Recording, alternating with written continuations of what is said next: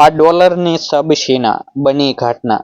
उस छोटे से शहर की तंग गली में खड़ा वह पुराना 2 मंजिला मकान कभी खुशियों से भरा रहता था, लेकिन आज उसकी दीवारें भी जैसे चुपचाप दर्द सुन रही थी।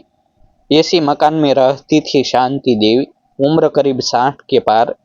आज चेहरे पर झुर्रियां जरूर थी, लेकिन आंखों में अब भी बेटे के लिए इंतजार की चमक बसी हुई थी। शांति देवी का बेटा राघव आज से 7 साल पहले अमेरिका गया था। आज जाते वक्त पूरे मोहल्ले में ढोल नगाड़े बजे थे, रिश्तेदारों ने मिठाई बांटी थी और शांति देवी ने गर्व से कहा था, हाँ मेरा बेटा विदेश जा रहा है, अब हमारी भी किस्मत बदलेगी। और उस दिन किसी ने नहीं सोचा था कि वही विदेश, वही डॉलर एक दिन इस घर की हर खुशी छीन लेगा। राघव बचपन से ही होशियार था, पढ़ाई में तेज, सपनों में बड़ा। पिता मोहनलाल एक साधारण क्लर्क थे, जिन्होंने अपनी पूरी जिंदगी बेटे को पढ़ाने में झोंक दी। माँ ने अपने गहने बेच दिए, पिता ने कर्ज लिया, लेकिन राघव की पढ़ाई में कभी कमी नहीं आने दी। जब राघव का सिलेक्शन अमेरिका की एक बड़ी आईटी कंपनी में हुआ, तो मोहनलाल की आंखों में खुशी के आंसू थे। उन्होंने बेटे को गले लगाकर कहा था, बेटा अब तू जो भी बने इंसान बना रहना। उस वक्त राघव ने मुस्कुराकर सिर हिलाया था, लेकिन शायद वह बात डॉलर की चमक में कहीं खो गई। अमेरिका पहुंचते ही राघव की जिंदगी तेजी से बदलने लगी। बड़ी इमारतें, समसमाती गाड़ियां, डॉलर में मिलने वाली सैलरी और वहां की आजाद जिंदगी ने उसे अपने जाल में फंसा लिया। शुरू शुरू में वह रोज माँ से फोन पर बात करता, वीडियो कॉल पर घर दिखाता, कहता, माँ थोड़ा सब्र रखो, आज जल्द ही तुम्हें भी यहाँ बुला लूंगा। शांति देवी हर रोज मंदिर जाकर भगवान से बेटे की सलामती मांगती और पड़ोसियों से गर्व से कहती, मेरा बेटा अमेरिका में है। समय बीतता गया, फोन कॉल हफ्ते में एक बार होने लगे, फिर महीने में एक बार। राघव की शादी अमेरिका में ही रहने वाली एक भारतीय लड़की सारा से हो गई। शादी की खबर भी शांति देवी को फोन पर ही मिली। न कोई रस्म, न कोई सहनाई। माँ ने बस फोन के इस पार से बेटे को आशीर्वाद दिया और रोती हुई मंदिर चली गई। उस दिन पहली बार उसे एहसास हुआ कि डॉलर ने बेटे को उससे थोड़ा दूर कर दिया है। इसी बीच मोहनलाल की तबीयत खराब रहने लगी। उम्र और मेहनत ने शरीर तोड़ दिया था। शांति देवी ने कई बार राघव को फोन किया, लेकिन हर बार जवाब वही, हाँ माँ अभी मीटिंग में हूँ, हाँ माँ अभी टाइम नहीं है, माँ बाद में बात करता हूँ। डॉलर के बीच पिता की खांसी और माँ की चिंता दबती चली गई। एक रात मोहनलाल को सीने में तेज दर्द हुआ। पड़ोसियों की मदद से उन्हें अस्पताल ले जाया गया, लेकिन तब तक बहुत देर हो चुकी थी। मोहनलाल इस दुनिया से चले गए। पिता की मौत की खबर सुनकर राघव कुछ देर चुप रहा, फिर बोला, हाँ माँ मैं कोशिश करूंगा आने की, लेकिन यहाँ बहुत काम है। वह नहीं आया। अंतिम संस्कार में बेटे की जगह सिर्फ उसकी एक तस्वीर रखी गई। शांति देवी उस तस्वीर को देखकर फूट फूट कर रोई और बार बार कहती रही, डॉलर इतना जरूरी हो गया कि बेटा बाप की सीता को आग भी नहीं दे सका। मोहनलाल के जाने के बाद घर और ज्यादा सूना हो गया। शांति देवी की जिंदगी बस बेटे के फोन और उसके भेजे पैसों तक सिमट गई। हर महीने बैंक खाते में डॉलर से बदले हुए रुपये आ जाते, लेकिन उस पैसे से न पति वापस आता और न बेटे की आवाज रोज सुनाई देती। मोहल्ले वाले कहते, देखो बेटा कितना पैसा भेजता है, लेकिन कोई यह नहीं पूछता था कि उस पैसे के बदले माँ ने क्या खो दिया। धीरे धीरे राघव का व्यवहार भी बदलने लगा। अब वह फोन पर जल्दी बात खत्म करता, कभी कभी माँ के सवालों से चिढ़ जाता। सारा अक्सर पीछे से कहती, इंडिया की बातें कब तक चलेगी, और राघव फोन काट देता। शांति देवी को यह सब महसूस होता था, लेकिन वह कुछ नहीं कहती। माँ का दिल था, टूटता जरूर था, पर शिकायत करना नहीं जानता था। एक दिन शांति देवी ने बेटे से कहा, बेटा अब मैं अकेली हो गई हूँ, मुझे अपने पास बुला लो।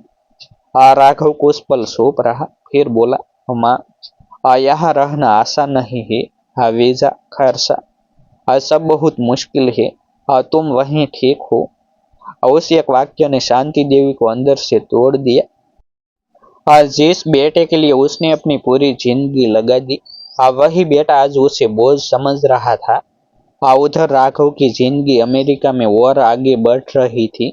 प्रमोशन, नई कार, बड़ा घर, लेकिन इन सब के साथ उसका दिल धीरे धीरे कठोर होता जा रहा था।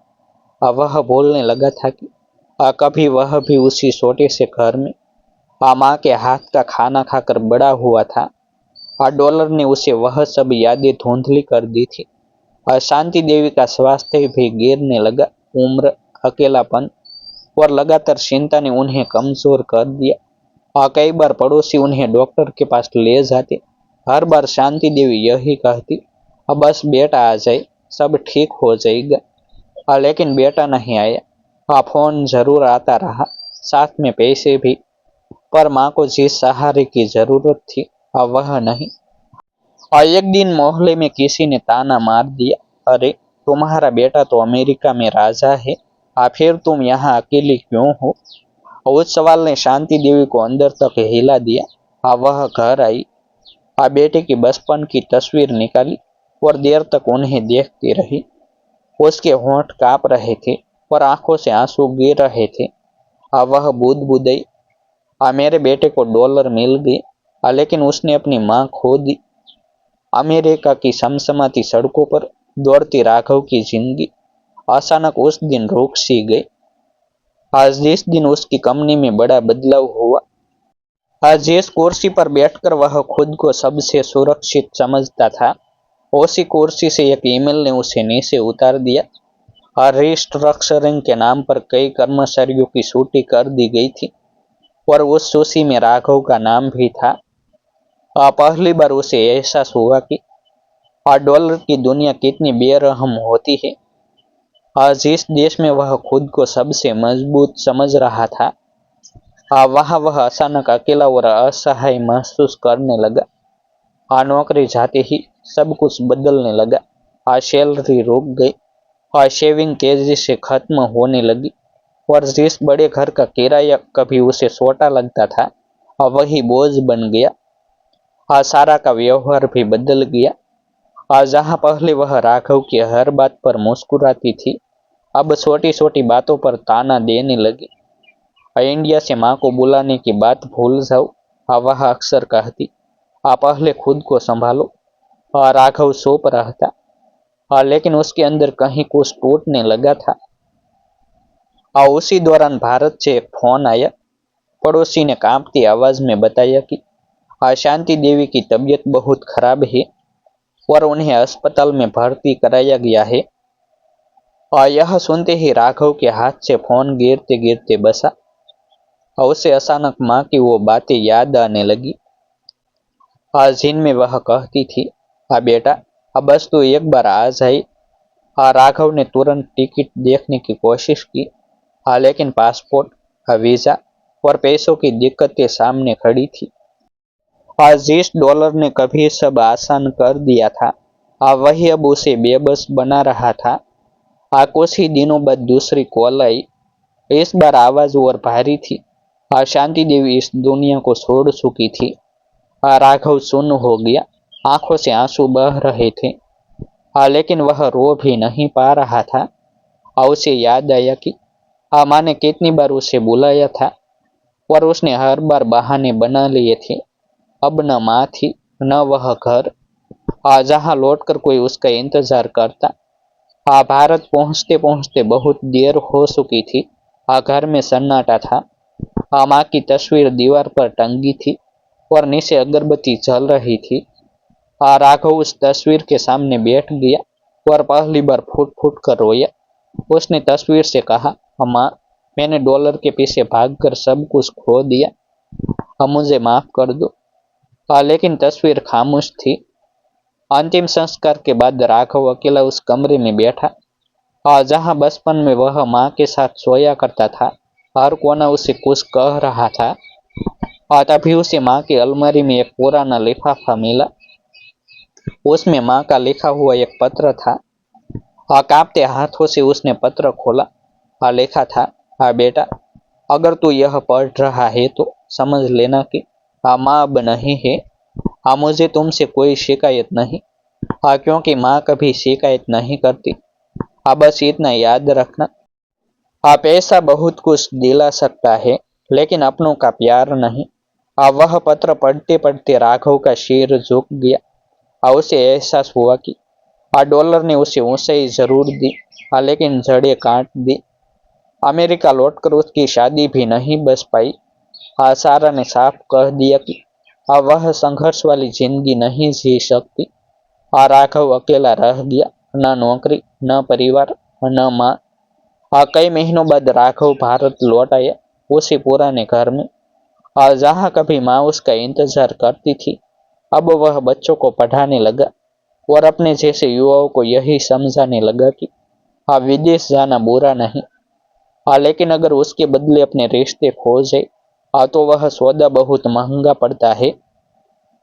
आज जब भी वह माँ की तस्वीर के सामने दीपक जलाता है और उसकी आंखों में एक ही सच्चाई होती है, और डॉलर ने उसे बहुत कुछ दिया था, लेकिन आखिर में उससे सब कुछ छीन लिया। अगर यह कहानी आपके दिल को छू गई हो, अगर आपको लगा हो कि डॉलर के समक्ष में रिश्तों की असली कीमत खो जाती है, तो इस वीडियो को लाइक जरूर कीजिए। ऐसी ही सच्ची, भावनात्मक और समाज को आईना दिखाने वाली कहानियों को सुनने के लिए हमारी इस चैनल को अभी सब्सक्राइब करें।